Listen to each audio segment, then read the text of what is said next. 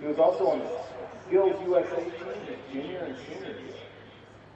He's been for athletics, he's been on the cross-country team all 4 years, and track for all 4 as well. And he's done soccer his junior and senior year. His fondest athletic memory is Joey King saying, "Take a lap." And he'd like to take this opportunity to thank his coaches and teammates for supporting him, and most of all, Carrie, for everything that she does and still continues to do for him. That's Jackson Moore's song.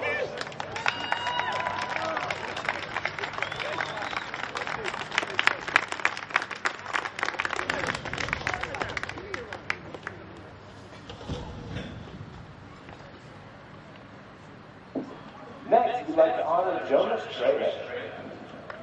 He's escorted by Chiqui Trejo and Steve Trejo, and he lives in the Birdtown community. Some of the activities and honors he's been involved in is the Skills USA, his sophomore, junior, and senior year. As far as athletics for Swain, he's been on the football team his freshman year, wrestling all 4 years, and track his freshman year. And he's done soccer his junior and senior year.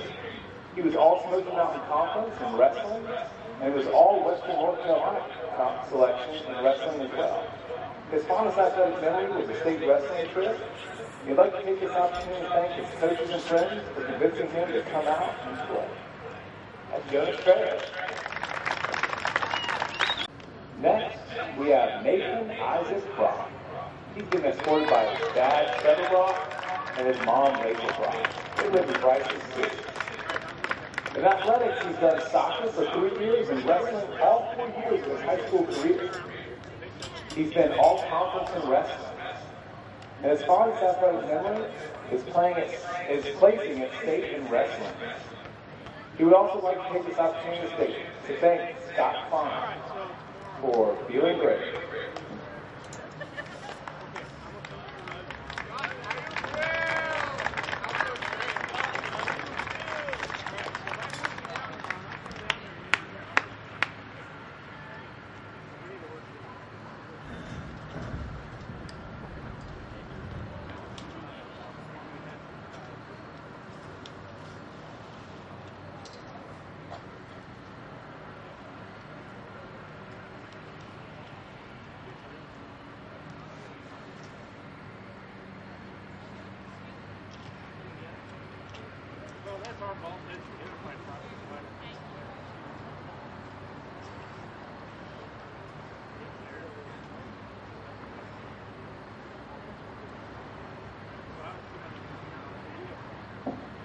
Last but not least is Aiden Pond.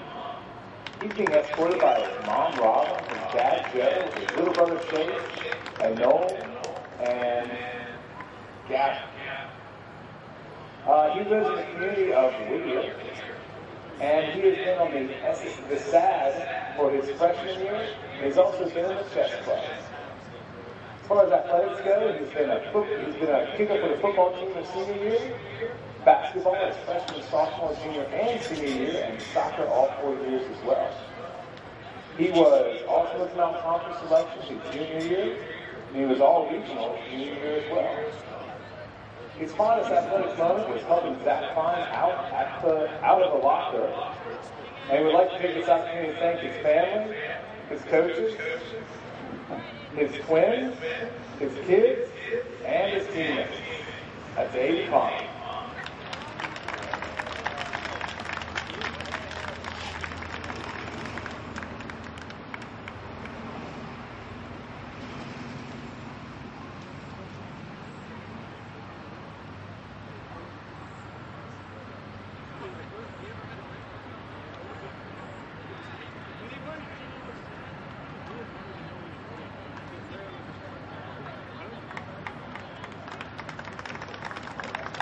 There you go, ladies and gentlemen. That is your senior class for 2019 for soccer.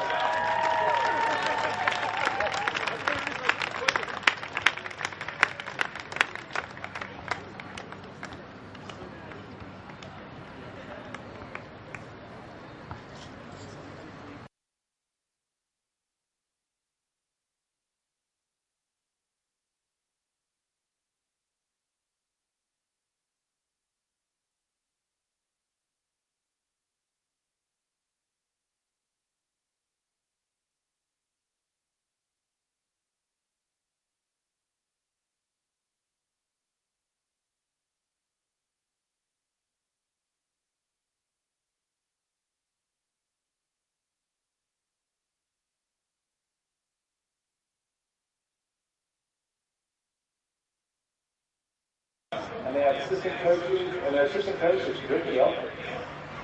We're going to start off tonight with number 2, Colton Taylor.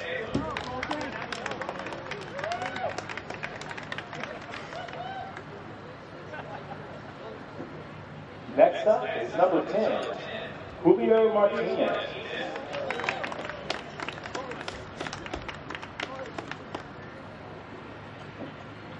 He's followed by number 13, Johnny Jennings.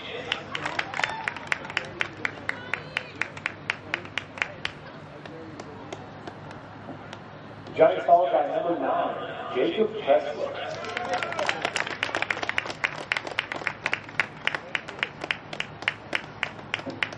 Next up is number 30, Alexis Herbert.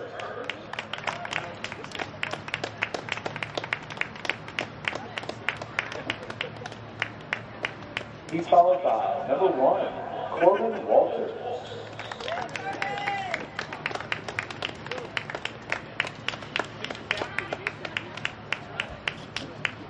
Next up is number 18, Caleb Fugate.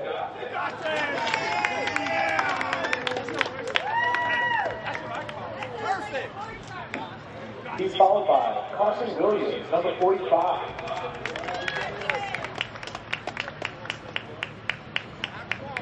After Carson is number 22, Michael Martinez.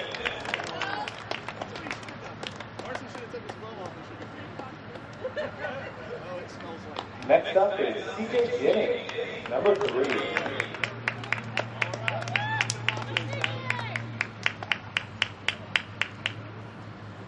And last for the Bobcats is number 12, Junior Toriano Diaz.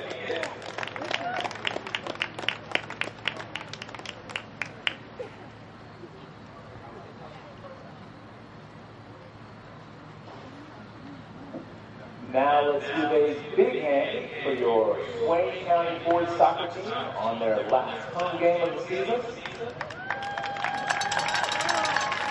We're going to start out with number 5, John Sagasa in 11th grade.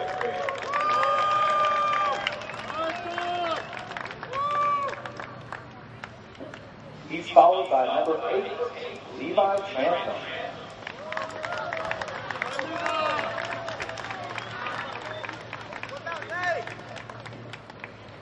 Following Levi is number 14, Gavin Lanning.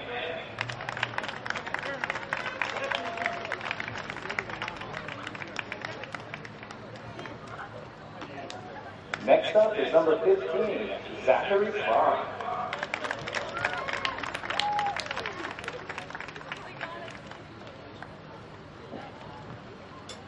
He's followed by number 22, Chase Burrow. Big Chase Burrow.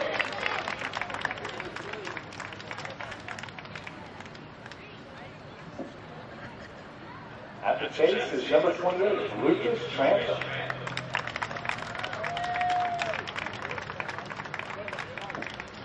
The keeper for the Devils tonight is number 00, Noel Wolf.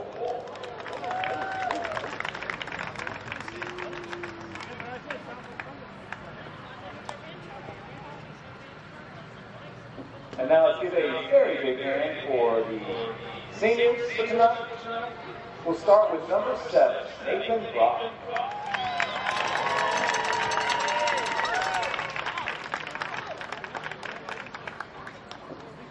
Next up, number 10, Jonas Trejo.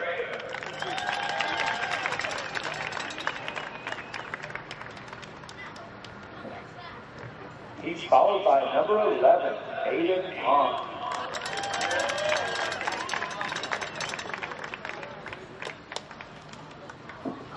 And the last senior tonight, number 23, Jackson Warshaw.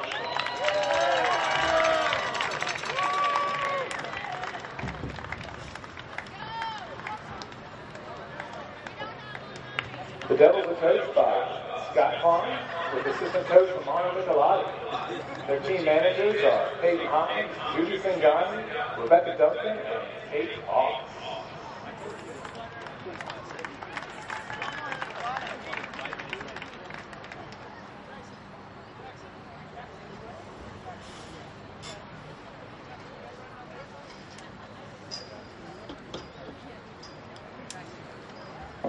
Now, if you all please stand and face the flag, we'll observe a moment of silence to do the national anthem.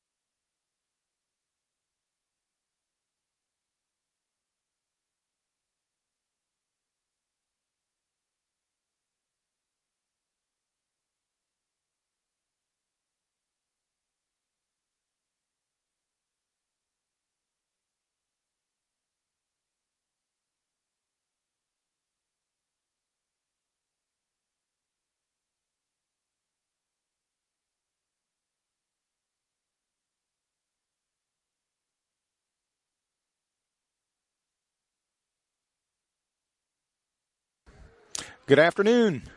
Welcome to Swain High School on a beautiful late October evening where the Swain Maroon Devils will play the Blue Ridge Bobcats. Swain's coming off of a tough loss yesterday that put them out of contention for the conference championship. Lost 2-1 to Hayesville yesterday. And but they're still fighting for their ranking here, and a lot of games happening today, and they're hoping to be able to wind up in second place here. Anyway, Blue Ridge with the ball. Sends it up. We had a kind of a ceremonial start for a senior, Jackson Warsaw. He can't play. He's had an ACL injury, and but he was given the start, and then Blue Ridge, and a good sign of sportsmanship and a little bit of prearranged information. They played the ball out so we could sub in for him. So he got credit for the start, and then Swain threw the ball back into Blue Ridge. So now plays back in, and everything's square, and everybody's trying to make something happen. Ball headed into the box. Blue Ridge keeper scoops it up. Clears it out to the short part of the circle. Starting lineup for Swain. Number 5, Sagato. Number 7, Brock. Number 8, Trantham. Number 10, Jonas Trejo. Well, we've got Brock and Trejo are seniors. Number 11, Aiden Pond is a senior. Number 14, Gavin Lanning. Number 15, Zach Klein. Number 22, Chase Burrell. Number 23, Jackson Warsaw is the one with the ceremonial start. He's a senior. Number 28, Lucas Trantham. And your keeper for the Devils tonight is Noel Wolf. He's an 11th grader. Swain's had a very good season this year. They've been in contention the whole season. They've steadily improved the whole season.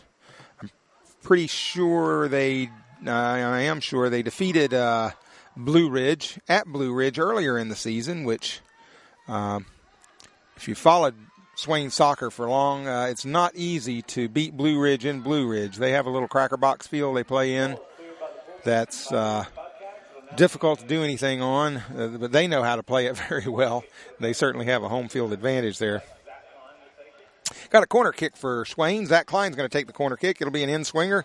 Coming in with his blue cleats, he puts it in, and nope. Number 7, Nathan Brock got a hit on that, but it's off the football goal post. Anytime it hits the football goal post, it's a dead ball. Ball will be cleared out with a goal kick by the Bobcats. Brock came up that time and played it out. Throw in by the Bobcats. Lucas Trantham plays it back into the middle of the field. Bobcats recover it. Looks like the Bobcats have 2 up top. They're playing 2 forwards. Nice slide there by Burrell, I think it was. Yeah, Chase Burrell. Brock putting pressure on. Trantham makes a touch.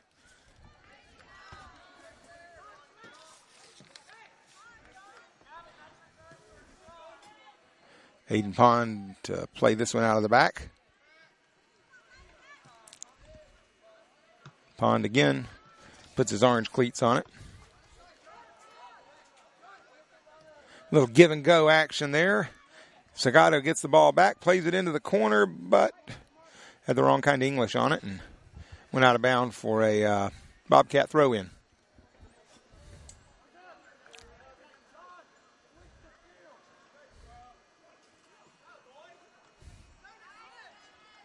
Trejo wins the ball, plays it to Burrell. Burrell keeps control, trying to find some width there. You can see on the field that Swain's doing a good job keeping their width here and expanding the field out.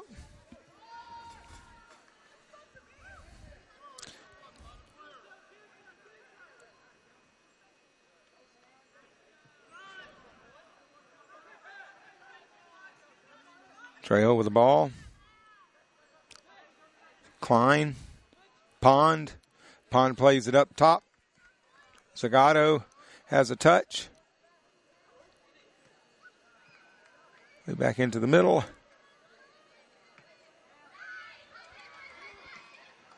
Ooh, nice opportunity there. Burrell takes the shot. Keeper.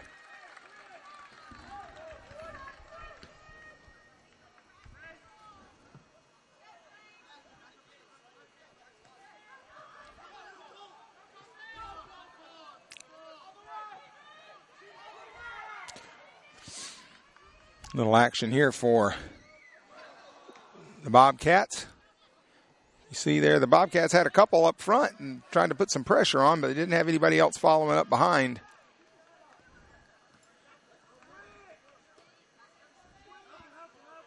Makes it difficult for those two if they have no support coming up behind. Again, the Bobcats are putting pressure on with just a couple. This is a dangerous situation, but Noah Wolf hugs the ball, swallows it up, and pulls the sock up and ready to distribute.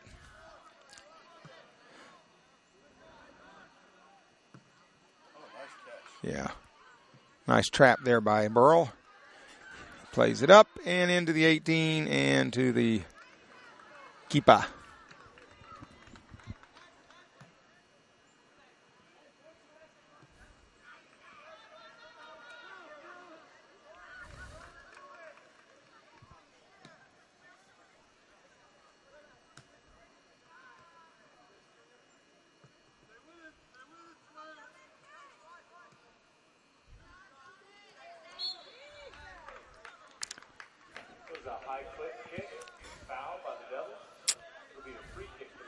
Be a dangerous play called. Be an indirect free kick for the Bobcats. Quickly won by the Devils. Burrell plays it, trying to get it on out to the right-hand side. Gavin Lanning with a touch there, just a little too much. Goes out for a Bobcat throw-in.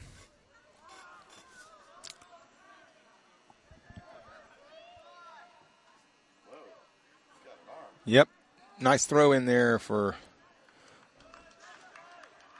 Bobcat player. We'll have a throw in for Swain now.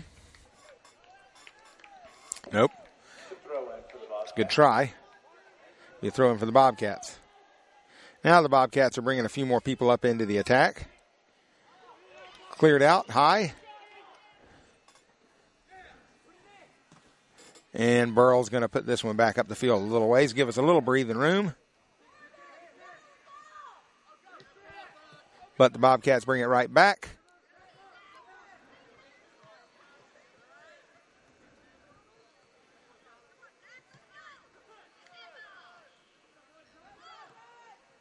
Handball.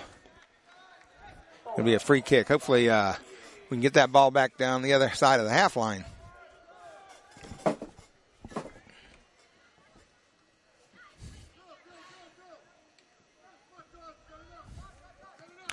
Zagato plays it up, trying to find Matz up top.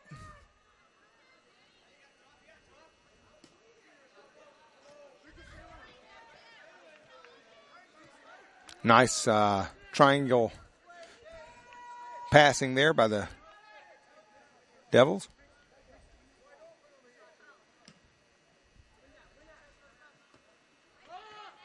Nathan Brock gets ahead on it, finds Gavin Lanning over on the right side. Lanning backs it up to Trantham.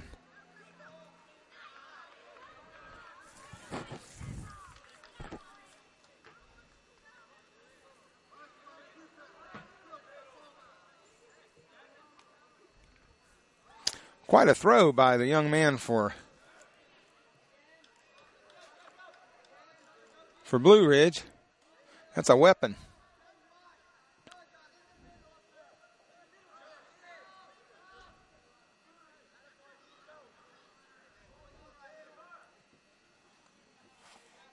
About 30-yard throw he's got there on that one. Playing with possession.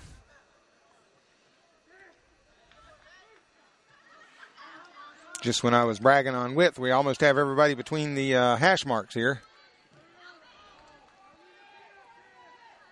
It's so nice if you're a defender or playing in a defensive position, even a midfielder, and you get the ball in the middle of the field, one of the first places you look is out wide to see where if your width's out there to play to. And it's a comforting feeling to know you got guys out there with their backsides kind of on the touch line.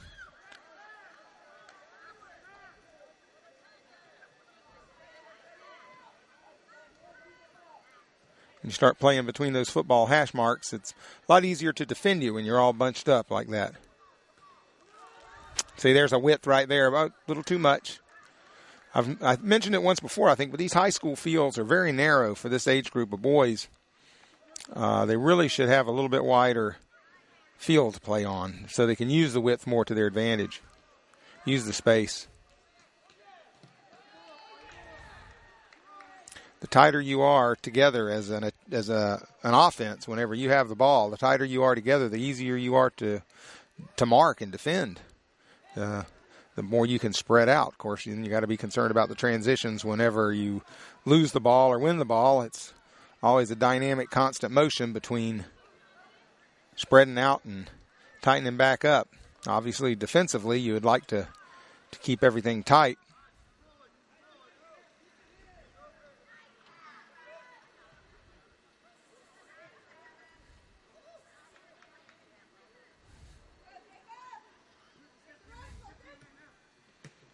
Nice defensive play to break up that by Lucas Trantham. Shorter version of a throw in by Blue Ridge. Trantham plays it out to let everybody reset. The Bobcats will make their first substitution of the evening.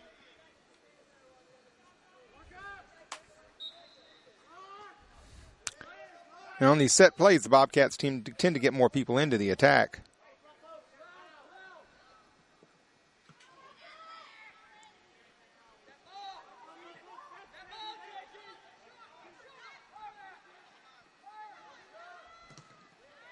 And that'll be a Bobcat throw-in. There's that rocket throw coming in. It's like a corner kick anytime he's out there with that thing. Sagado to try to win that ball. Trantham wins it, playing up to Sagado. Sagado has a touch and couldn't quite do with it what he had in mind.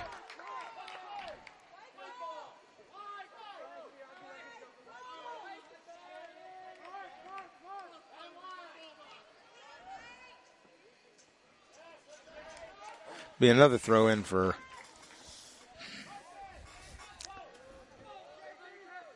the Bobcats. Let's see what he does with this one.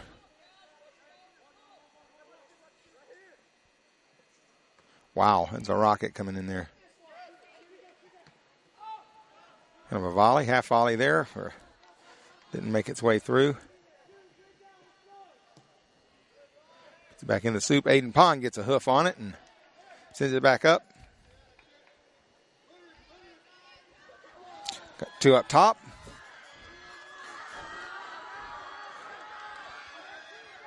And there's a goal. It's in the goal.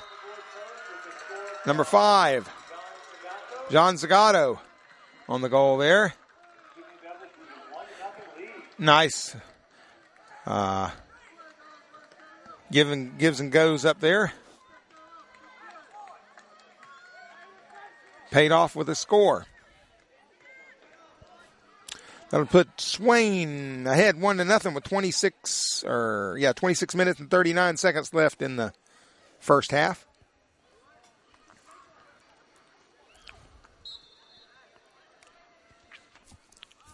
Blue Ridge will kick off. Try to do a little giving and going of their own. See here, we got 3 Blue Ridge players on the attack and nobody else.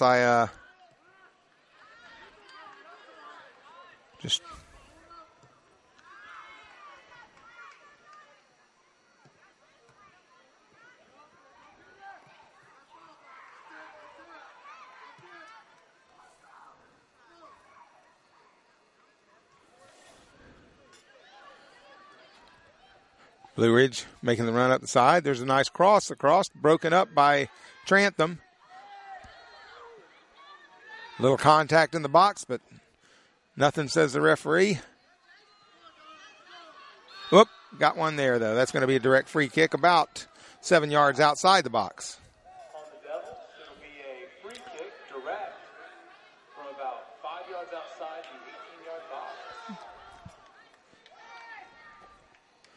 Looks like he's going to take a shot from there, and it's going to go high and hit the football goal post. It'll be a goal kick for Swain.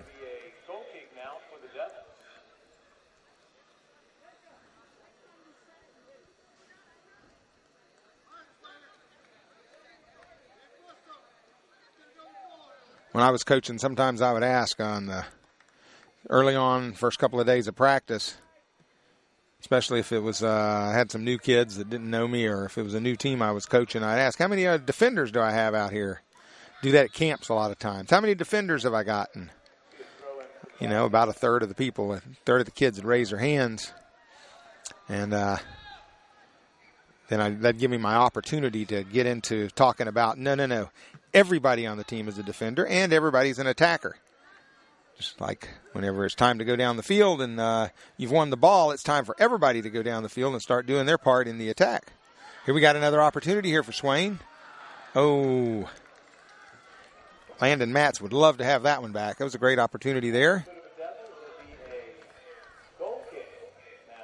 But transitions are such an important part of this game. When you win the ball, everybody on the team just went from being a defender to being an attacker. That goes all the way back to your goalkeeper. I mean, everybody's an attacker. Sometimes it's the goalkeeper that wins the ball back there, and he's the first line of attack at that point. Sometimes you win the ball and your defenders and think, oh man, we won it, got it up to the forwards, we can rest now, and you'll see them lollygagging out of the back. But I mean, the you've got things going the right way when you win the ball, you see everybody on the field switch into attack mode and start thinking about the attack. Throw in for Swain. These fellas, I don't know about Blue Ridge's schedule, but like I told you earlier, they had just played yesterday, and then we got a couple of players on the team. Aiden Pond and Gavin Lanning both play kick for the football team. Aiden Pond does the kickoffs for the football team, and Gavin does the point afters and any field goal attempts. They had a game last night, so they played a soccer game yesterday early, 3 o'clock, 3:30. And then they had a football game at 7 o'clock last night, and now another game tonight. So I'm sure there's some a weary factor there a little bit. I don't care if you are 17 or 16, 17, 18. It's still, your legs will get tired. Blue Ridge with a little opportunity here. And a shot taken, but it's going to be wide.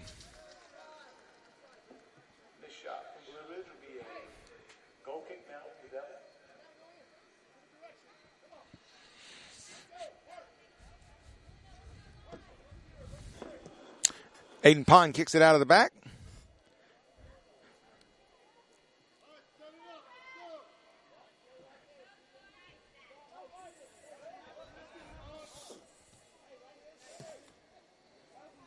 Jonas Trejo sends it up looking for Nathan Brock in the left corner. Nathan's battling and battles hard enough to win a throw-in, I believe. Yes, he does. Swain will have their throw-in in the attacking third of the field. Nice throw in. Opportunity. And Bobcats are playing it out of the back now.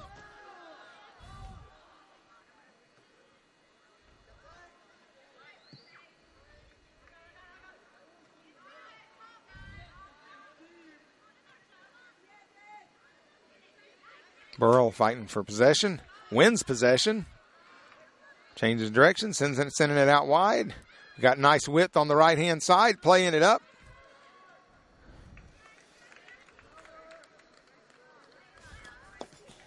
Those players get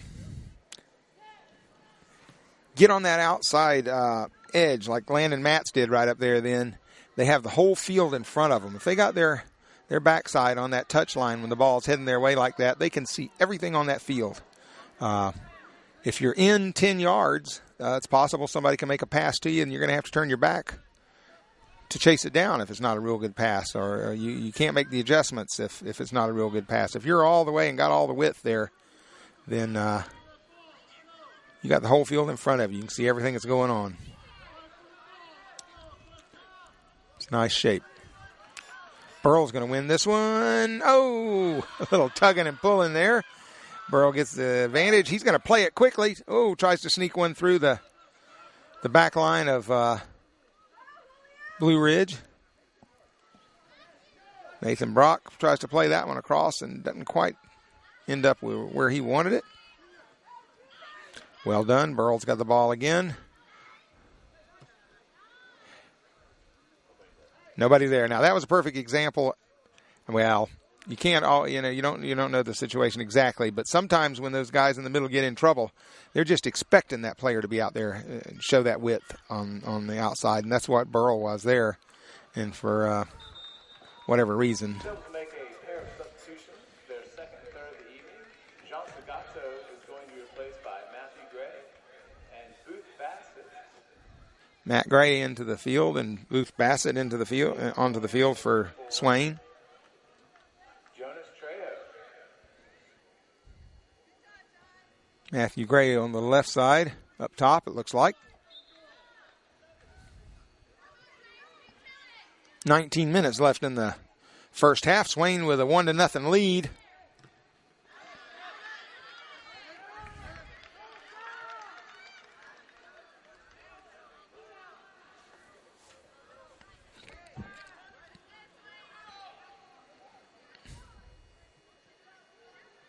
Oh, nice play over there. Good defense by Levi Trantham over there on the right side.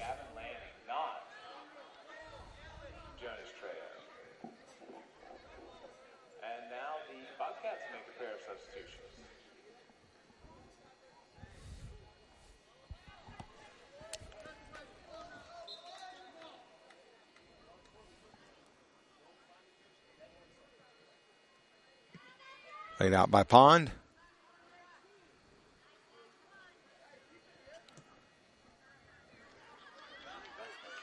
Nice pass on the right-hand side up that wing. Booth Bassett had his opportunity to touch it there.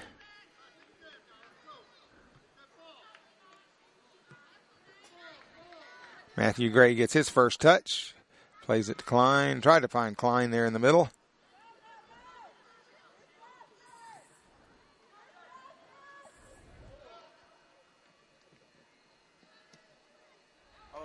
Ooh. Defensive play by Aiden Pond. Aiden Pond clears it out for a corner kick.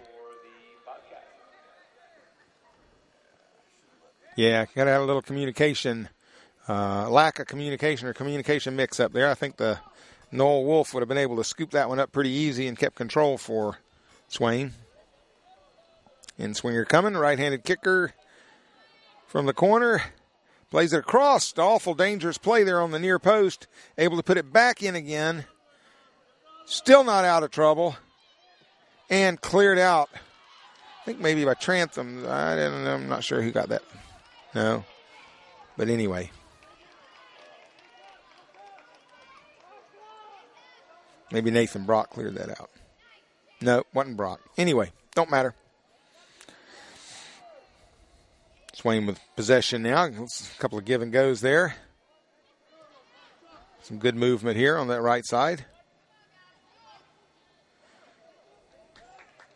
Swain has played heavily to that right side tonight, but that's where the width has been for Swain. That's where the outside mid has been given the width all the way out, and the way Swain plays, they also have their forwards playing out wide. And it's been there on that right side. On the left side, if you watch, we're playing in a little closer to the hash marks, and there's not the space there, not the opportunity to make those passes. We've got some work going here. Matthew Gray's going to have an opportunity here. A shot. Matthew Gray's going to score. Nice goal. And another goal by the Devils. Matthew Gray puts one in. It's in the goal. Well done. That was a nice play by Matthew. He caught the goalkeeper in no man's land coming out trying to make something happen and just gently bent the ball around him and into the back of the goal. That's going to give the Devils a 2-goal lead with 16 minutes left in the first half. Nicely done.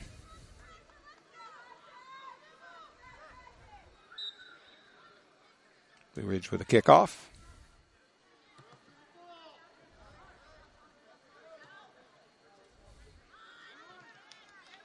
Swain has taken advantage of a couple of great opportunities and put the ball in the back of the net. Now they're moving the ball around very nicely. Oop.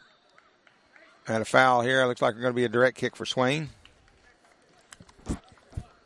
Just when I was talking about the left side, all of a sudden, boom, we got one out here.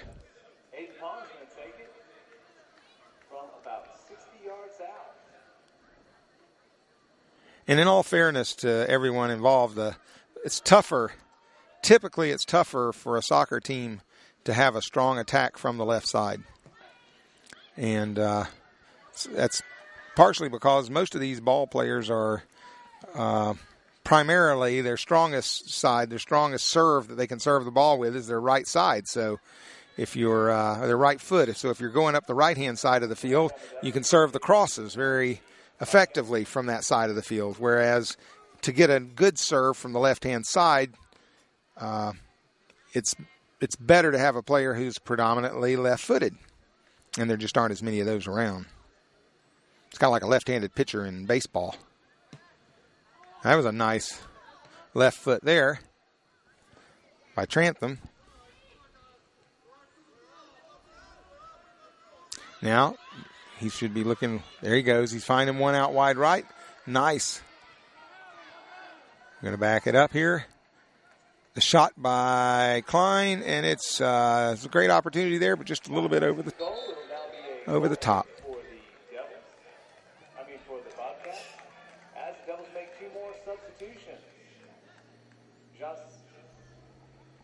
I got here a little early today and had an opportunity to watch the Maroon Devils and doing their warm-ups, and they really emphasize the passing and moving the ball around, and you can say moving the ball around, but what's more important, I think, is moving the bodies around. Every time that ball changes where it's at on the field, a player has to analyze and think about. Well, he doesn't. Usually it's autonomous. He's not really thinking about it, but has to change where he's at so that he's in a better position given where that ball is and what the circumstance is at the time. So it's a totally dynamic game. They're doing some nice passing right now, but in their warm-ups, that's what they focus on a lot, is moving the bodies and moving the ball around. That's real nice to see, and it's really showed this year in the last couple of years with the development of this team and their ability to win the ball, and they're doing it right now, to win the ball and keep possession of the ball, to move the ball around, and to try to find that attacking angle, that weakness. You see it a lot better in basketball when you watch basketball. Basketball's all about moving the ball around and looking for opportunities and finding the weaknesses and finding and creating the weaknesses, creating the spots. Well, soccer is too, but to be able to do that, first you have to be able to control the ball. You have to be able to move the ball around and not just move the ball around, but move the ball around with your head up and looking. And, Yep. When you look at soccer on the surface, it's a simple concept. Put the little ball in the big net. But boy, whenever you really start studying and looking at it in depth, it's a lot deeper than that. And Swain is certainly moving into some of the deeper parts of it.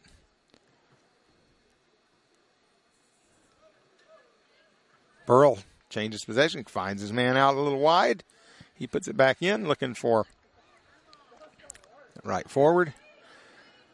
Matthew Gray's up top. He'd like a ball to come through. Nice defensive play there by Aiden Pond.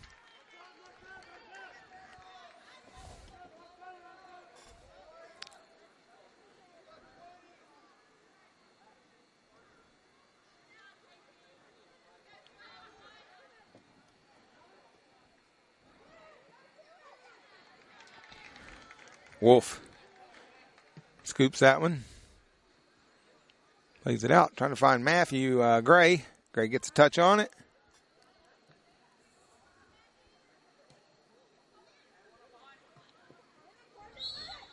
Got a little shove from behind by Bobcat there.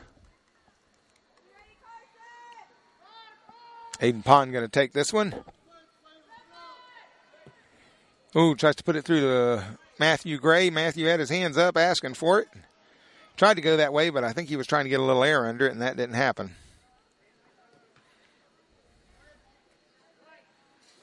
Out of bounds. Another throw in for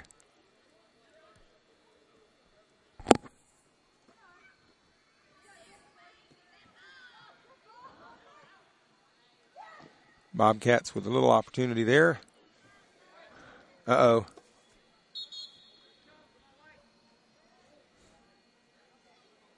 Swain with the player down. Aiden Pond with a little nick there. See how it works out. He's up and walking. Throw in. Nice play by Noel Wolf there in the goal. First time he was really challenged, or we'll say that's the most he was been challenged so far tonight. Made a nice play on the ball. Throw in for Swain. Definitely going to make a substitution. Zach Klein is coming in for Nate Brock. Matt Gray's going to go to outside mid here. Sagato is going to go to the up top, and Zach Klein will come back in the center of the field here.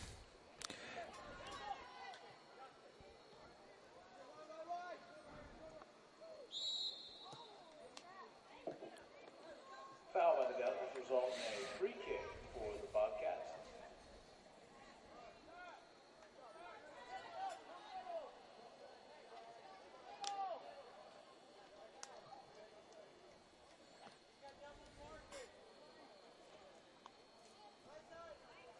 Free kick for the Bobcats. We're down to 8 minutes and 35 seconds in the first half. Swain with a 2-0 lead.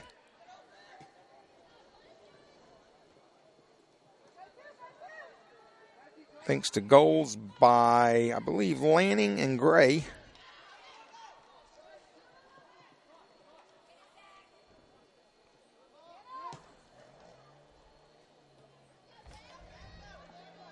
Nice defensive play there by Gavin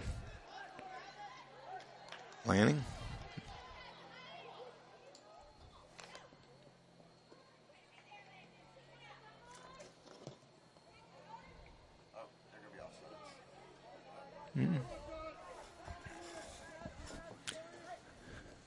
Might have been Matts that had that first goal. Anyway, it's 2-0 Swain. Matt Gray gets the ball on the outside, plays it up.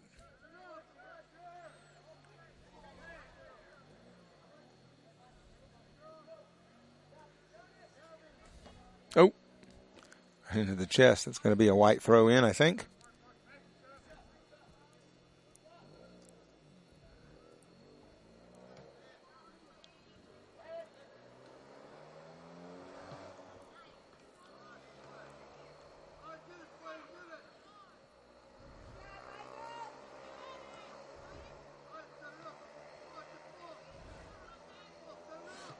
There we go. Now we're using that left side a little.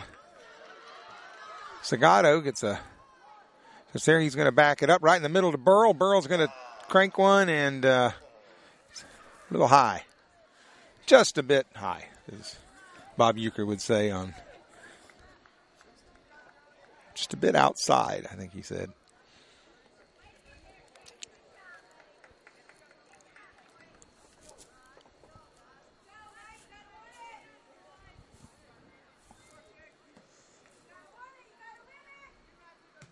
Gray gets a touch on it. And we're not going to be able to keep that one in.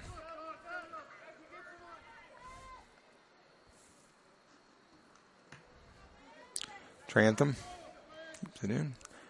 Klein's got the ball. He's taking a look. Trying to get one through. Whoa! Oh! Sagato tried to make a nifty little spin move there and get a little space. Nice Pocket pick by Klein there. Gray's got the ball. Trying to find options. There's one switch of the field. See how much space we have over there when we get the field switched. It gives a little time to think and do something, try to put one through. Didn't work that time, but maybe it will next time. Coaches like to see when the ball travels usually from one side of the field to the other. Number one, defenses don't like running side to side. Don't have any problem running to get back to a ball usually, or don't have any problem running forward to go on the attack, but especially defenders hate running side to side. So if you can play the ball side to side, usually you got some space and you'll have it. Now watch what Burrell does here. See, he plays it on to the other side, backs it up a little, and look how much space we got. Time to look, time to think for something else. Work the ball up. Matz plays it across. Oop. Zagato got a little bump in with the keeper there, but I think everybody's brushing it off. And the ball, Burrell settles it in the middle of the field. A couple of touches.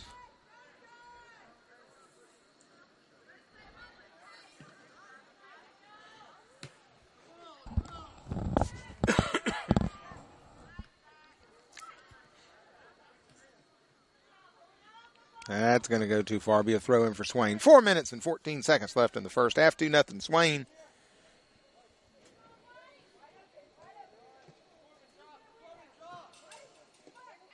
Matt Gray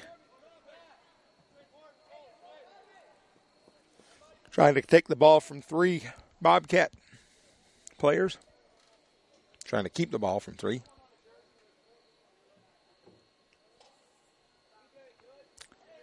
Aiden Pond with a throw in.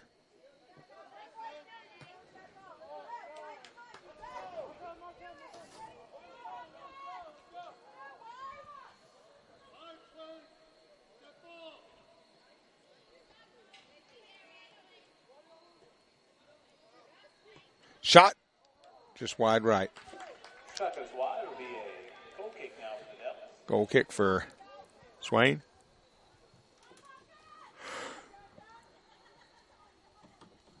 Nice deep bench over there for the Maroon Devils.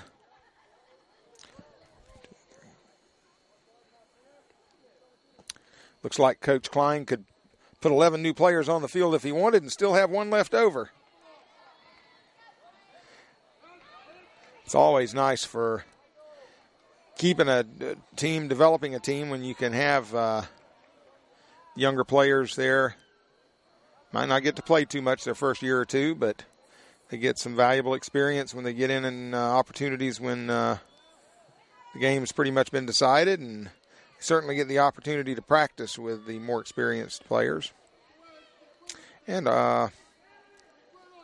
also it gives you some players when for others to have well-needed rest. Sometimes as a coach, you just have to analyze when is it more valuable to put that player in. You know, when your guys on the field get a little fatigued, gives them an opportunity to come out and get a breather.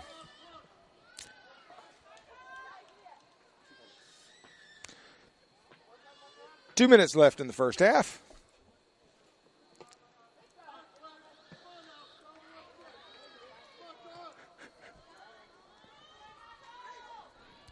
Here's one up the top. I don't think we're going to, nope. Not able to keep that one in bounds.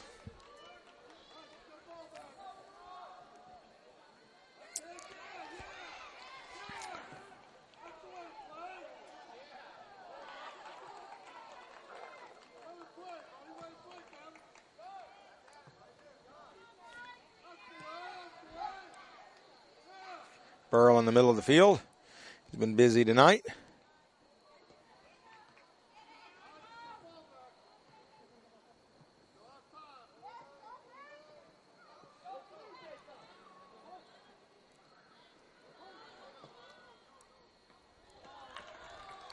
Nice scoop by Wolf.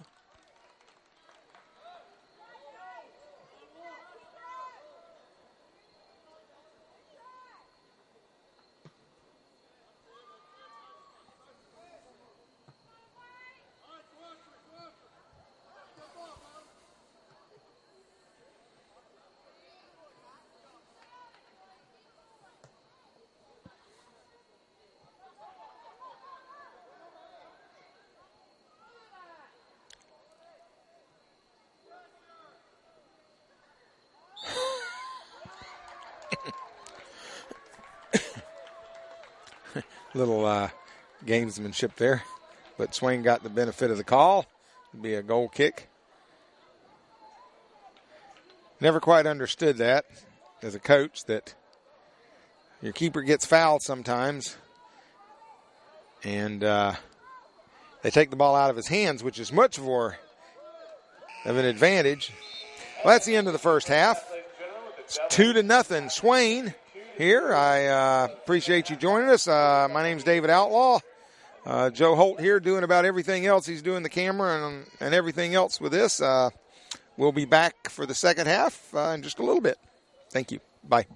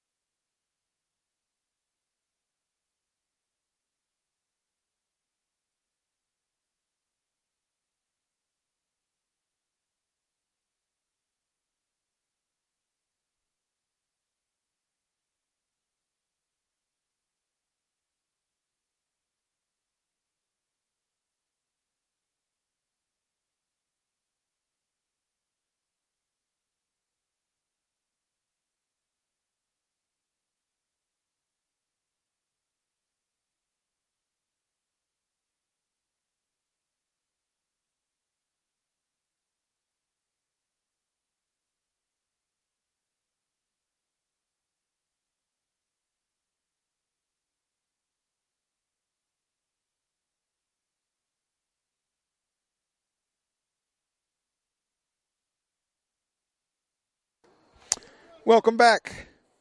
Time for the second half here. Swain's got a 2-0 lead on the Blue Ridge Bobcats. Swain's trying to lock up a second-place finish in conference with this win. Swain's, I believe, without a doubt, had the better of play here. They've had in my opinion, they've controlled the ball more. And 2-0 lead is pretty indicative of a run of play.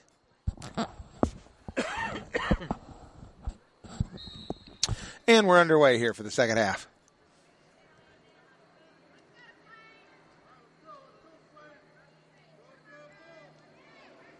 You throw in for the Bobcats.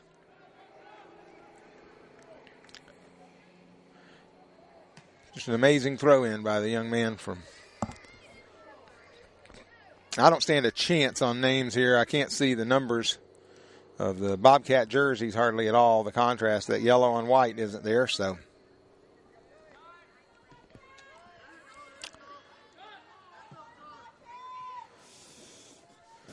Played up to Segato, dropping it back, looking for Trejo.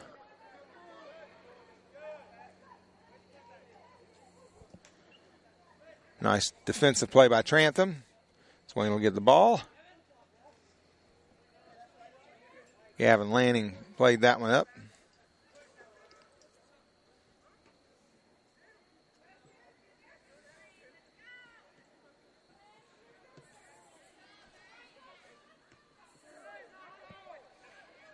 Nathan Brock doing some work over there on the far side.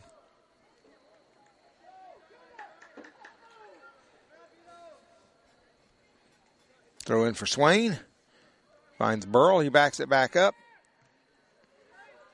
And that'll be out on Blue Ridge.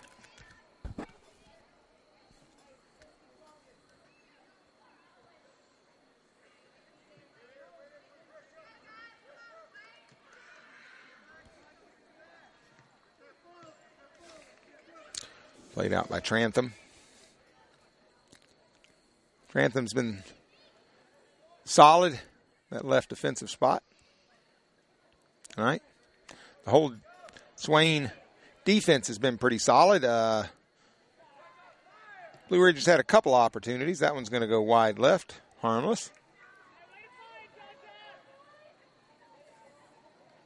Coming in, and Wolf will set it up for Pond. No, Wolf's going to take it himself, I think. The goal kick.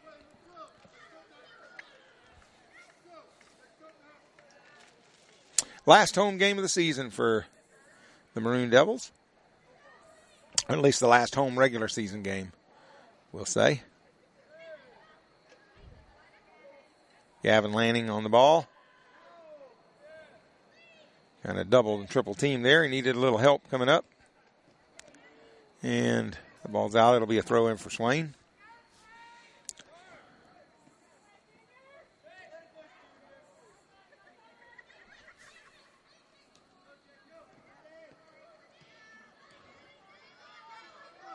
Cleared out by Pond. He's going to find a couple of friendlies on the left-hand side. There's that left side. Ooh, trying to work one through.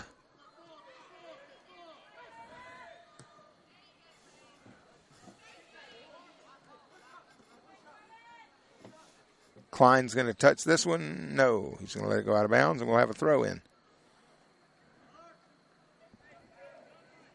Gavin Lanning to throw it in. Scott Klein checks in. And sometimes you see those players make a run in and check like that, and if nothing else, it brings a defender with them and opens up something behind them. I mentioned before, it's all dynamic. It's constantly moving, constantly changing. You're just trying to make things happen and create opportunities.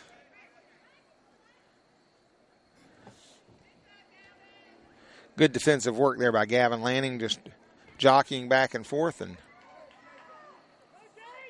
keeping his defender at bay, or his attacker. Trejo wins that ball, plays it up, finds Burrell. Burrell to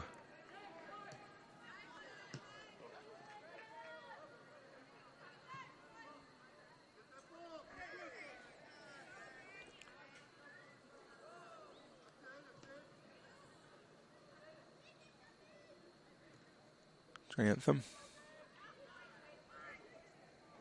Brock. Scott Klein plays it over. Finds Lanning. Lanning goes back to Klein, playing it up for Sagato. Sagato got another touch on it.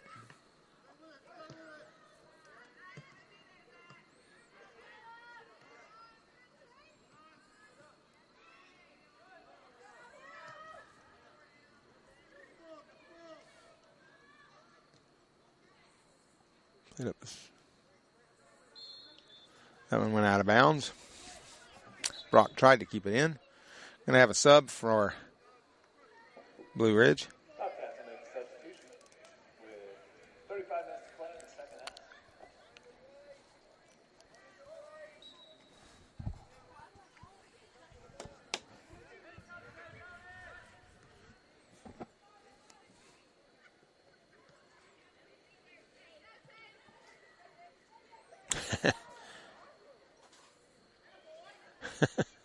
It's fun to watch the individual battles sometimes taking place out there on the field, and sometimes they get a little testy, but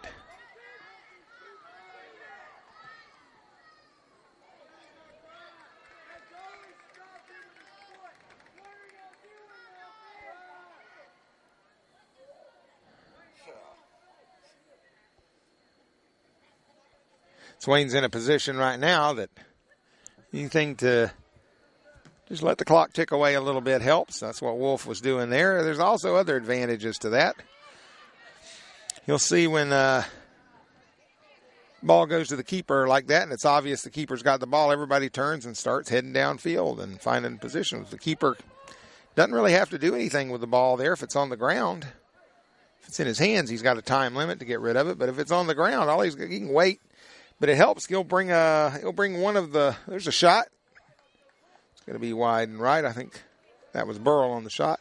If that keeper can draw a player or two into him to pressure him to make him pick that ball up, then that's one less player for the opposing team that's downfield that his attackers have to deal with, at least for a moment.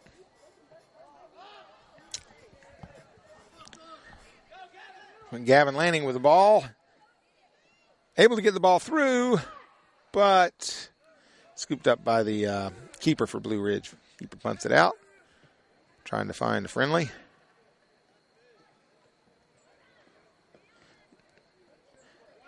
Nice defense, but it will be a white throw.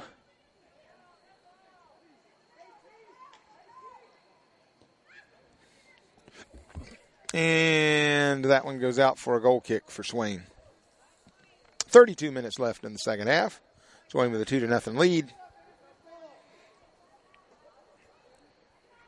When I did the lineups, I did mention head coach for Swain is Scott Klein.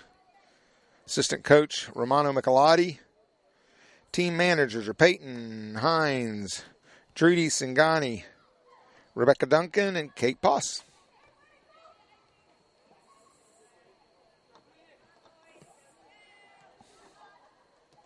If you come out in the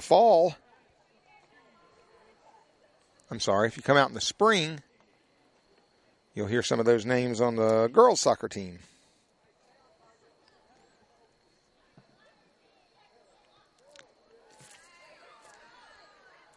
Swain on the attack in the attacking half of the field. It's played up. It's going to be an opportunity here. It's going to go out for a Blue Ridge goal kick. Swain kind of caught the keeper playing out of his box a little ways there, and back I know when Matthew Manley scored his goal, that was the situation. I'm sorry. That's a name from the past. Matthew Gray. Matthew Manley never played soccer, but he did spend some time on the football field. On the football pitch, we'll call it.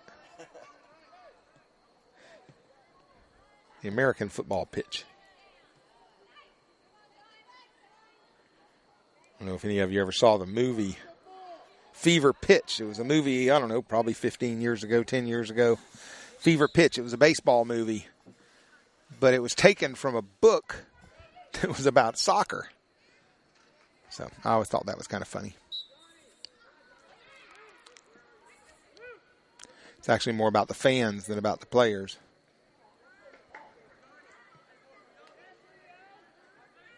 I guess it was only loosely associated with the book, but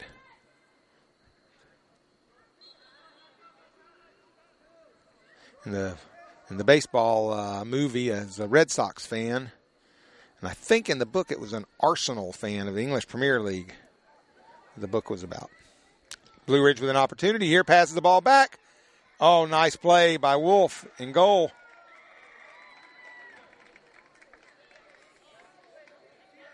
That was one of the better opportunities for Blue Ridge there. See that anytime that the attacker gets that ball down close to the end line, is able to actually make a cross that travels backwards a little ways, that's dangerous. If you're in the attacking team, if it's you're on offense, it's a good thing when you can do that. That's why when I mentioned about the width, some people think the width's not that dangerous. Get the ball out on the width, but if you can get the ball up that sideline and then cross it, you can make a lot of things happen. I've seen the defenders score for you. In fact, I saw that happen today. I was eating lunch at a Mexican restaurant, and they had soccer on. And an attacker got the ball down the sideline like that, made a cross, and it deflected off of the defender. And in essence, he scored an on goal. Good battle down here. It's going to be a throw in for Blue Ridge.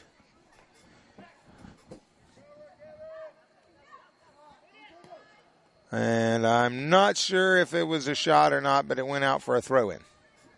Be a throw in deep for Swain. Looks like substitution for Swain. I think Matthew Gray's coming back. No? Yeah.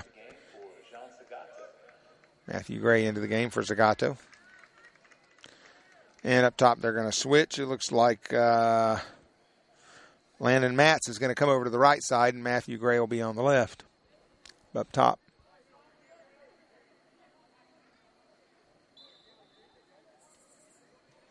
Swain plays their system a little differently than a lot who play with two forwards. Swain keeps their forwards wide as well as their outside mids wide, and which requires a lot of help coming up from your center midfielders on the attack, which you want your midfielders in the attack anyway. But a lot of teams will keep their forwards more closely together, get the width from their outside mids, and have their outside mids even making overlapping runs. It's been very successful for Swain this year, and they all seem to be on the same page. And it's a goal for Swain. Landon Matz with a goal. And the Devils get on the board again in the 53rd minute of play with Landon Matz putting us up by 3.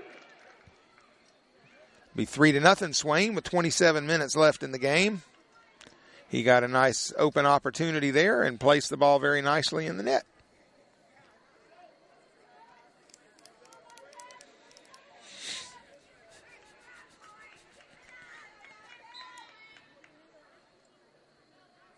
Talking about the systems of play, there's several different systems, whether you play 2 up top, when I say up top, I mean at forward, or whether you're playing 3 at forward, or some teams in the higher levels that only play 1 forward. And you can call it what you want, and you can draw it up as you want, but what really matters is what it looks like when it comes down on the field. Shot by Bobcats, wide and high. But the most important thing for your system of play is that everybody understands it and that everybody goes with it and tries to, accomplish what the coach has envisioned. Nice move. Burrell trying to put a ball through. I kind of called it ahead of time. I thought it was going through. Hayden Pond puts it back up. Had a handball there, it looked like. Free kick for the Bobcats.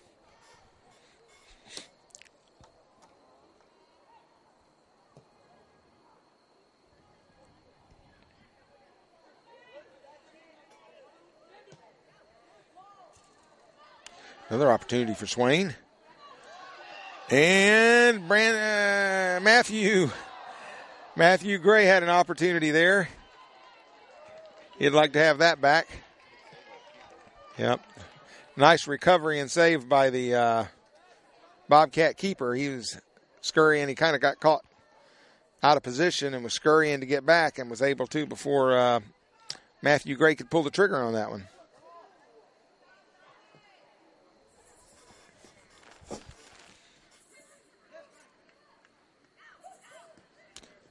Nice work by Gavin Lanning. Burrell with the ball. He's been a busy man tonight. Seems to be all over the place.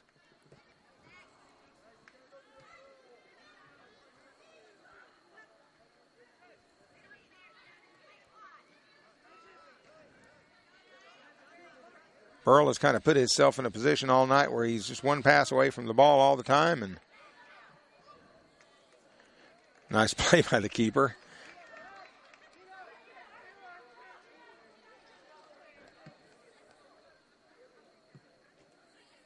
Those of you who don't know that ball was headed back to the keeper, which is perfectly okay, whether it was intentional or not. It's okay to intentionally head the ball back to your own keeper.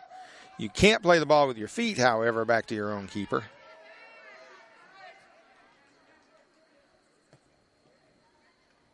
And you can't even intentionally try to circumvent the rule. Let's say a skilled player can go back there and start juggling the ball and juggle it up and then head it to his keeper. That would be circumventing the rule. Here we go, another opportunity. Matz trying to get the opportunity to pull the trigger, and he just got an unfortunate bump at the wrong time there. It took his timing off on his shot. He was. He turned around looking for a foul there. It's harder to get that particular foul when you're up 3-0.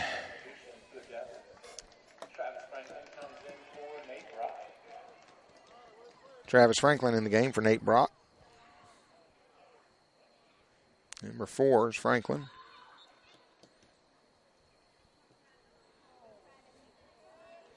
He gets to touch the ball early.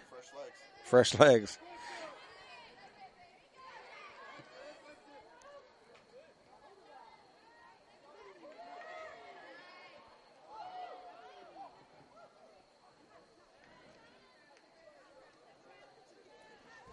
Trejo there with some fancy footwork. Able to keep possession. Got an injury in the middle of the field here.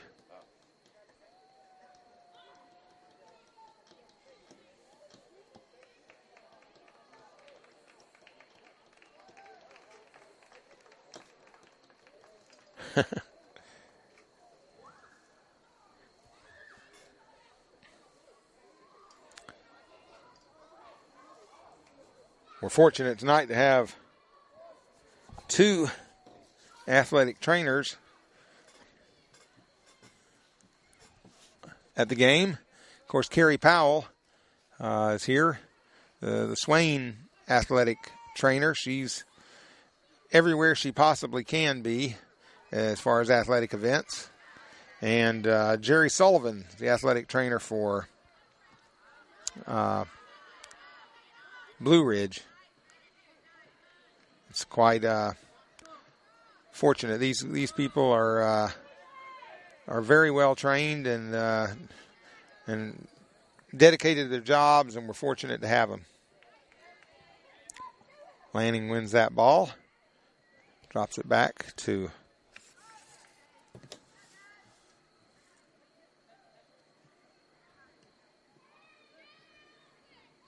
Blue Ridge is not giving up. They're taking a look. Some opportunities. Aiden Pond's able to play that one out of immediate harm's way. It's going to be a throw in for Blue Ridge.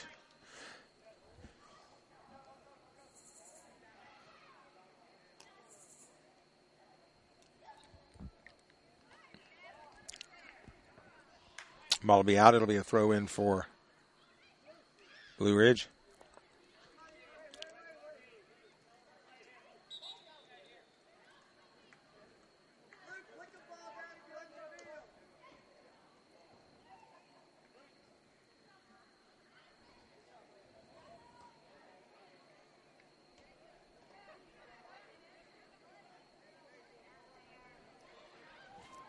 Trantham on the defense on the right side. Played up. Swain with an opportunity here. I think that was Booth. No, that's Travis Franklin that's into the game now. Carried that ball up that left side. A free kick for the Devils here.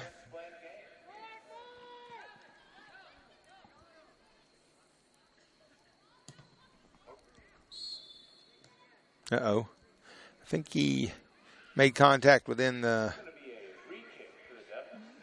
10 yards.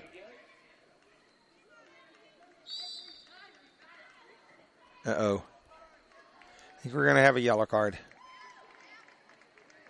Looks like a Bobcat's going to get a yellow ticket. Yellow card. Yellow card, he'll have to leave the field for a moment. They will sub someone in their place.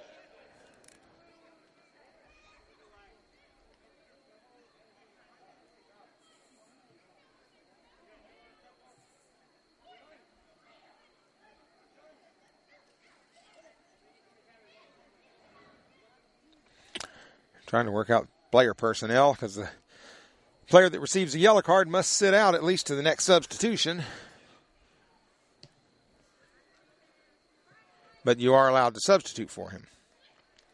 One of those rules that's different from high school and FIFA rules. If kids are playing in youth leagues, other youth leagues that are sanctioned by ultimately FIFA, a yellow card, you don't have to leave the game for the yellow card.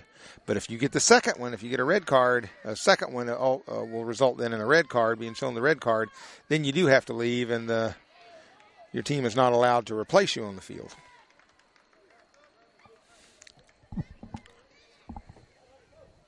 You throw in for Swain here. Franklin backs it up, finds Scott Klein. Scott's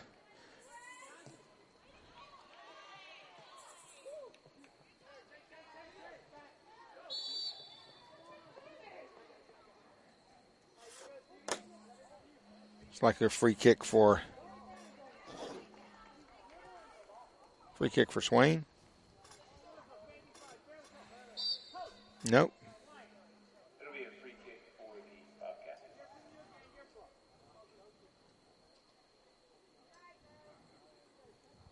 Bobcats. Bobcats have a free kick here.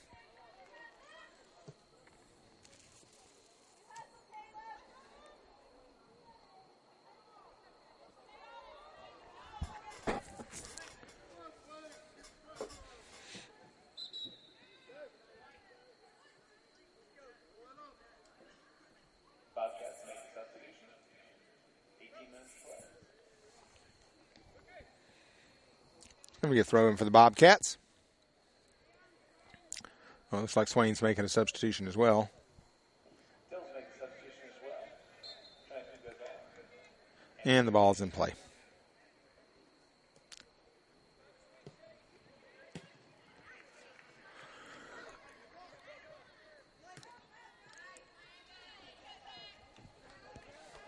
Trying to find Scott Klein up on the right side.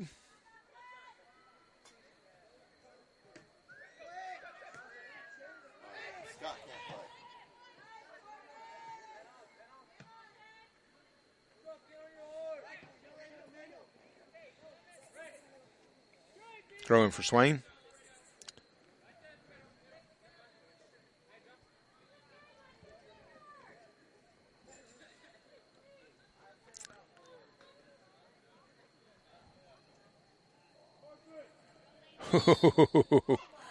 Little too much there by the Bobcat defense. Going to be a free kick just outside the box on the right-hand side for,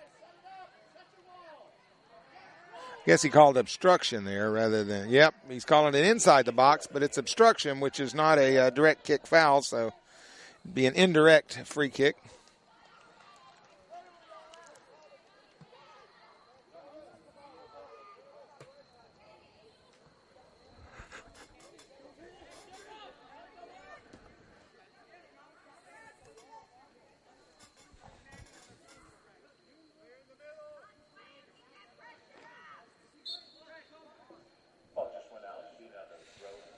Levi Trantham on the defense there on the right-hand side. Got the Trantham bookends back here in defense. Done a good job tonight. Kept the Bobcats off the scoreboard. Hopefully I won't jinx us here. They're certainly not rolling over and going away. Had a little trip there. 15 and a half minutes left here in Bryson City.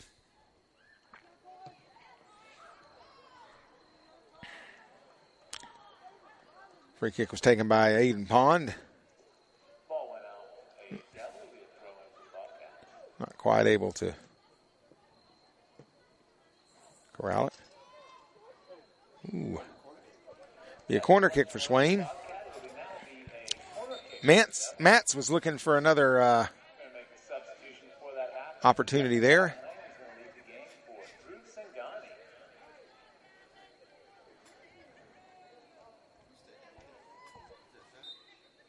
Zach Klein will take the kick for Swain.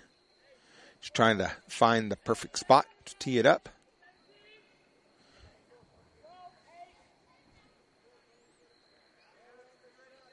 Hit his sock all right. And nice ball right in front of the, well,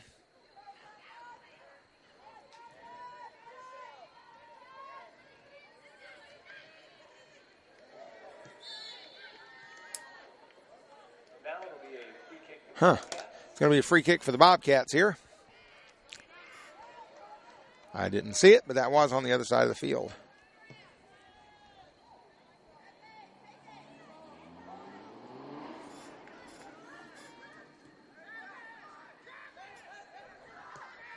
And long shot. And Wolf stabs the ball, pulls it in, looks for his options, and distributes.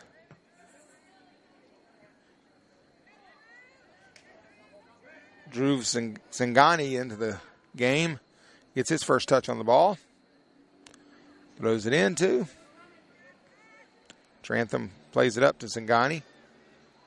And I think that's off of a Bobcat for a Swain throw-in. Nope. He's going to call it the other way.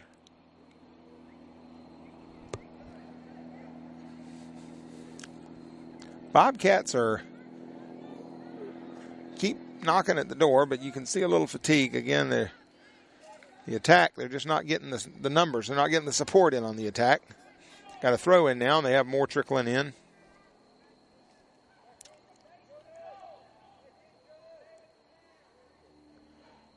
For the Rocket.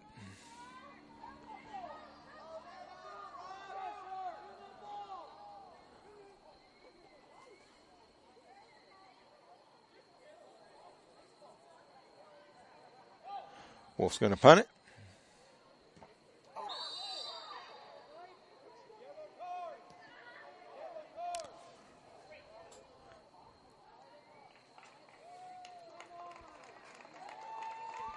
Going to be a yellow card on the player that stepped in front. That was his second yellow card, so he will be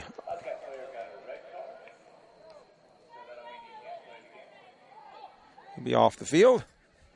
Now, I'm pretty sure they can substitute for him.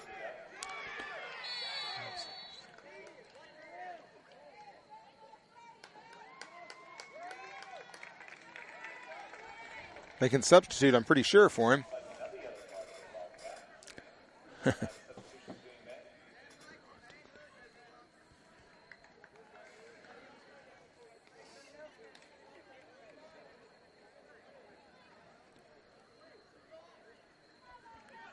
Yeah, they have their 11 on the field now, so they did. Now, where this FIFA rules, substitution wouldn't be allowed for the person who received the red card, even if it's 2 yellows. When you're off, your team plays down. That'll be a throw in for Swain. I'm sorry, a throw in for the Bobcats.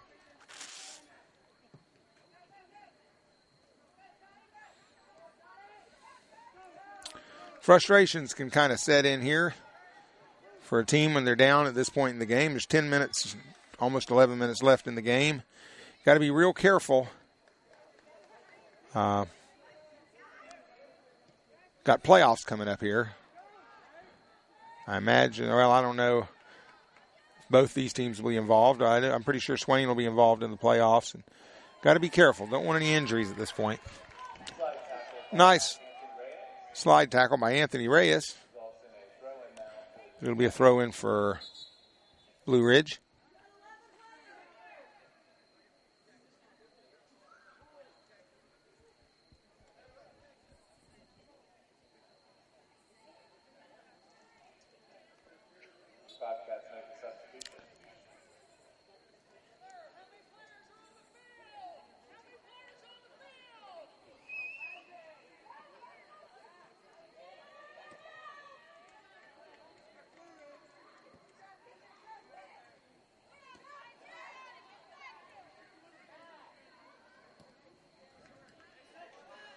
Burrow with the ball, finds Zingani.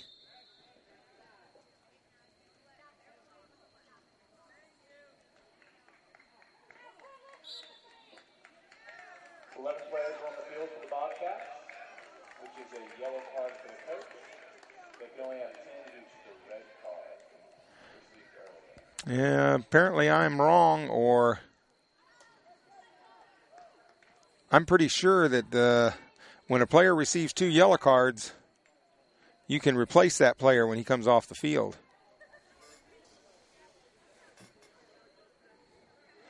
So I think they were right.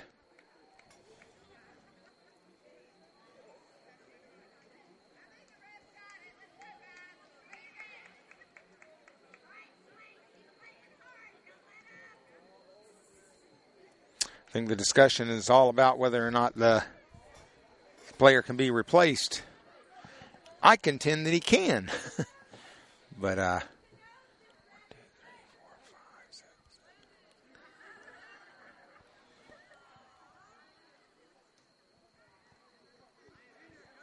But they're going to play it that he can't.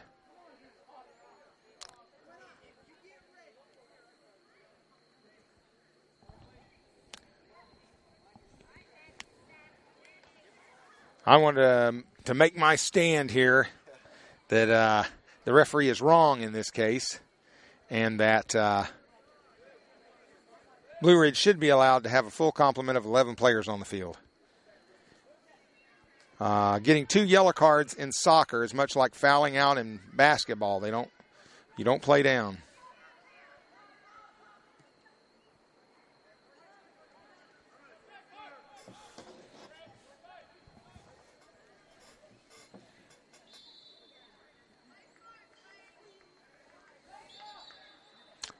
Throw in for Swain, it looks like.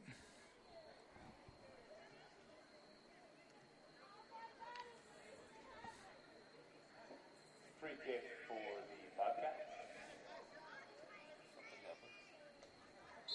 It's going to be a free kick for the Bobcats. And it goes out of bounds for a past the end line for a goal kick.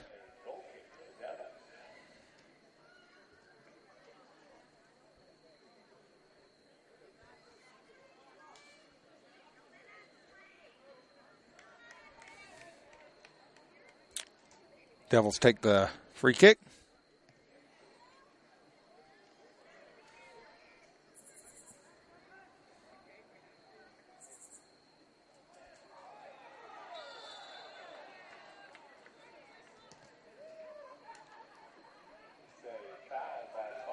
Be a foul by the Bobcats. Be a free kick for Swain. I think the player's going to receive a little bit of instruction that he shouldn't have kicked that ball after the whistle blew. He could have been given a yellow card there.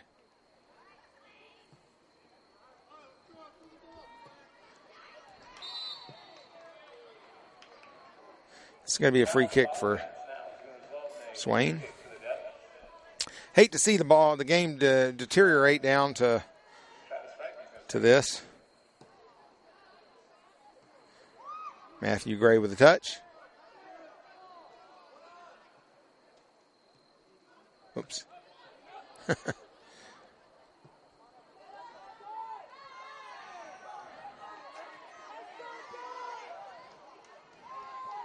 lot of contact going on.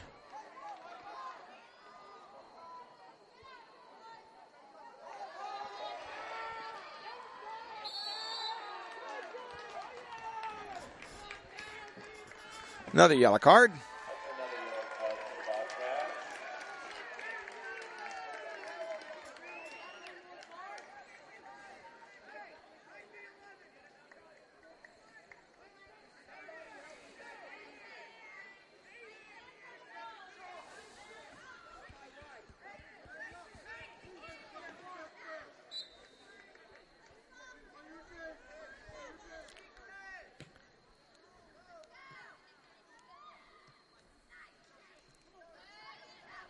Going to be a shot here for Burrell. And nice save by the Bobcat keeper. Can see Burrell teeing that one up, getting ready to take that shot.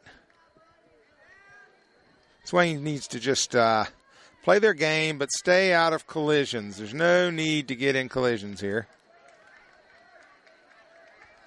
Like I said, there's playoffs coming up.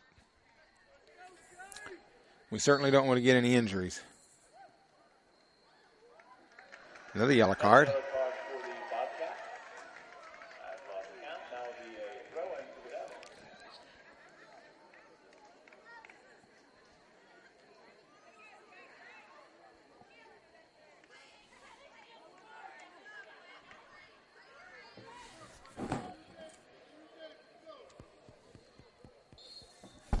Looks like Bobcat coach is choosing to play with 9, maybe 1, 2, 3, 4, 5, 6, 7, 8, 9 players on the field right now.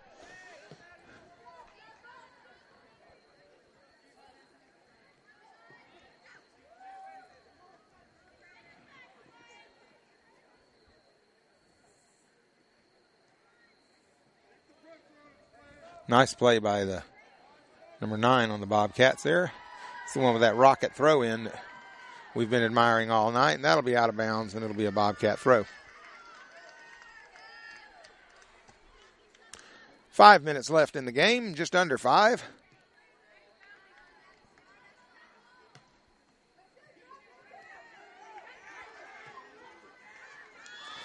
Matz with an opportunity here, one to beat for right now. He's going to lay it off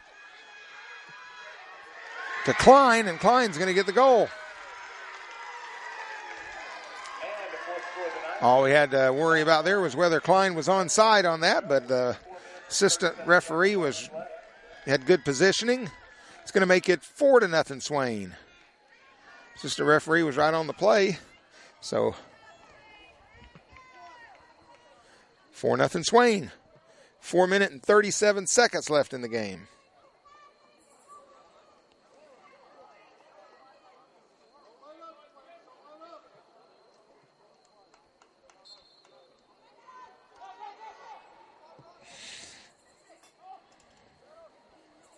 Go all the way back to Wolf, who will pick it up.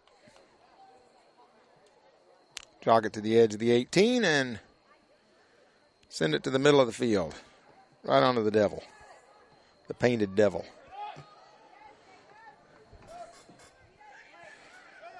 Singani's going to, nope, it's going to be a throw in for Blue Ridge, I guess.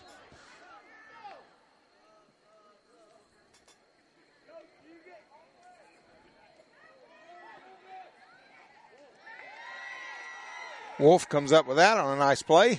Comes out well out into his 18 to make the play. Franklin plays it back to Wolf. Wolf Swain getting a little reckless here in the back.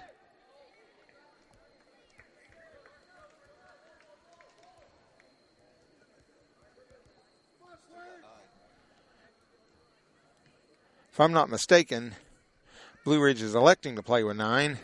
I think the referee told them they could play with 10, and I maintain that they should be able to play with 11. But anyway, Swain with a substitution here.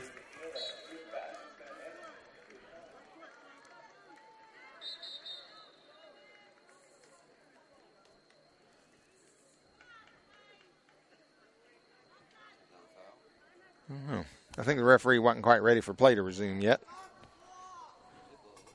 3 minutes left in the game. Well, we stopped the clock. Not sure why.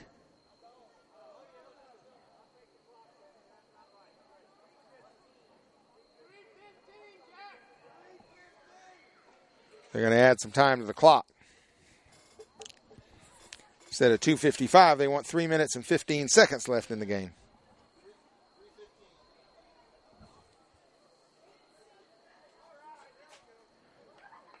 Now we got 31 minutes and 55 seconds. I think we're still trying to work on it maybe. 3:15, there we go. I think we're ready to resume play now.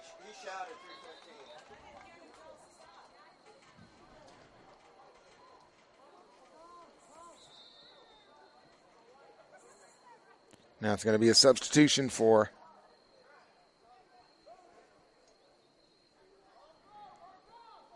Blue Ridge.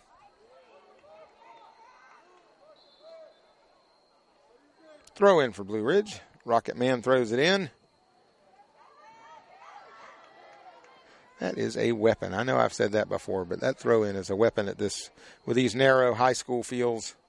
It's not just this area that has the narrow fields. I coached in Central Florida for about 8 years, and those fields were narrow as well. All these fields were built before soccer was even played.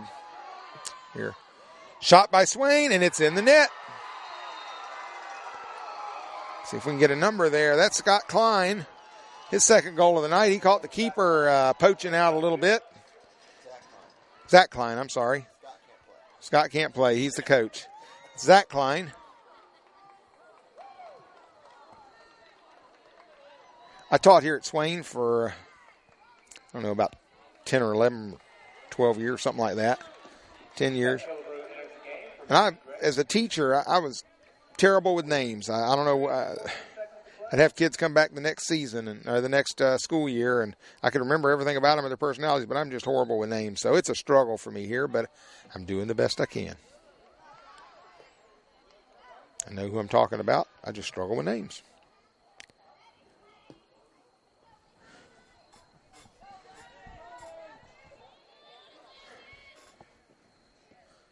Landon Matz put pressure on there. Singani plays it up, trying to find Burrell. Burrell continues to be all over the field, and he's just called for a little too much. We'll say a little too much on the shoulder to shoulder. Minute and a half left in the game.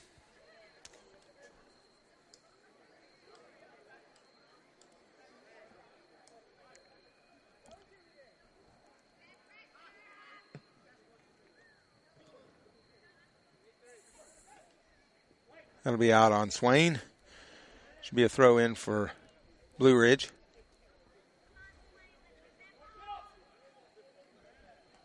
Another Blue Ridge player with a nice throw in.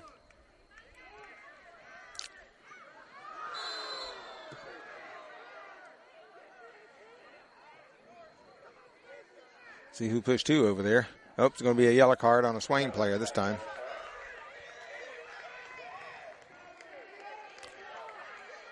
Booth Bassett cautioned.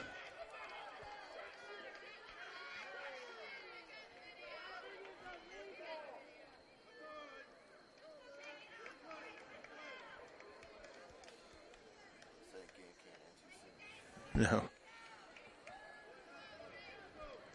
Coach Klein puts another player in.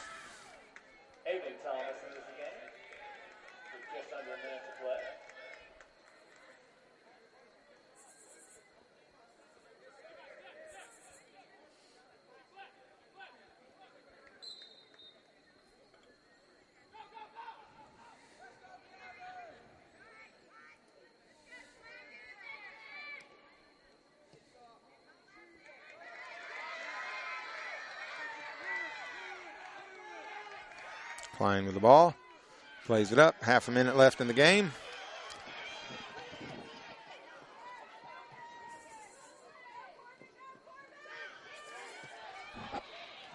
Matz He's going to have an opportunity here, and he puts it in for a 6th goal.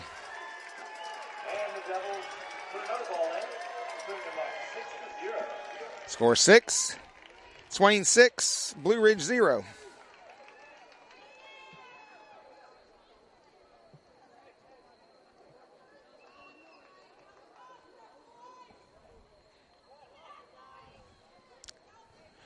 "15 seconds left in the game. We'd like to thank everyone for joining us tonight. It's a big win for Swain. Should lock up number 2 in the conference for us tonight. I'm going to go ahead and call this a win for the Devils. Swain has had control of the game throughout. They've done well with possession. They've done well with taking advantage of their opportunities. And this will end the season for Swain, and from here it'll be on to playoff games. We want to thank you for joining us tonight, and this will be our last televised or live streaming broadcast, because I don't think we're allowed to during the state games, but we can do some audio. I don't know exactly. That hadn't been scheduled out yet, but thanks again for joining us, and we'll see you next season. Goodbye.